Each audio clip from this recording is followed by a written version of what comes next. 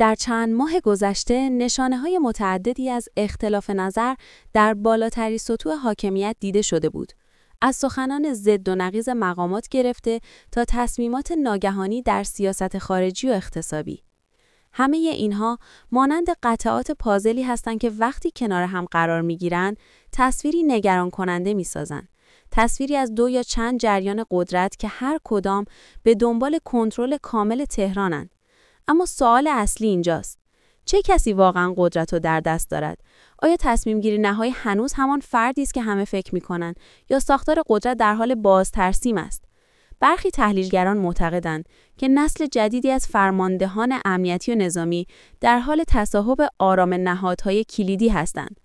از شورای عالی امنیت ملی گرفته تا نهادهای اقتصادی و رسانه‌ای، چهره‌هایی که شاید کمتر در رسانه‌ها دیده شوند، اما نفوذی دارند که از بسیاری وزرا و مقامات رسمی بیشتر است. در مقابل، گروهی دیگر هنوز بر نقش سنتی نهادهای مذهبی و سیاسی کلاسیک تاکید دارند. آنها میگویند هر تصمیم بزرگ همچنان از بالا تایید می‌شود و هیچ تغییری در رأس ساختار قدرت رخ نداده است. اما حتی همین اطمینان خاطر خود نشانه‌ای از نگرانی است، چون وقتی لازم است مدام تاکید شود که چیزی تغییر نکرده، معمولاً یعنی تغییر از پیش آغاز شده است. در هفته‌های اخیر شواهدی از نشست‌های غیررسمی بین مقامات ارشد دیده شده که هیچ رسانه‌ای درباره‌شان گزارش نداده.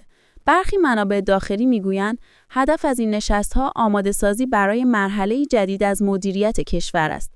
مرحله‌ای که ممکن است همزمان با تحولات منطقه‌ای و فشارهای بین‌المللی باشد. در همین حال فضای عمومی کشور هم تغییر کرده. مردم بیش از هر زمان دیگری از تصمیمات پشت درهای بسته می‌پرسند: چرا گرفته شد؟ به نفع چه کسی است و تا کجا ادامه دارد؟ این پرسش‌ها نه فقط در میان مردم عادی، بلکه حتی در درون نظام نیز در حال افزایش است. اگر به تاریخ معاصر ایران نگاه کنیم، می‌بینیم که هرگاه تصمیمی ناگهانی و غیر قابل توضیح گرفته شده، در پس آن رقابتی برای قدرت در جریان بوده است. از دوران بعد از جنگ گرفته تا تحولات سالهای اخیر، الگو همیشه یکسان بوده است: سکوت، تصمیم ناگهانی و بعد آشکار شدن واقعیت در گذر زمان. امروز شاید دوباره در همان نقطه ایستاده ایم. تصمیم جدید تهران شاید نه درباره یک پالیسی خاص، بلکه درباره آینده ساختار قدرت باشد.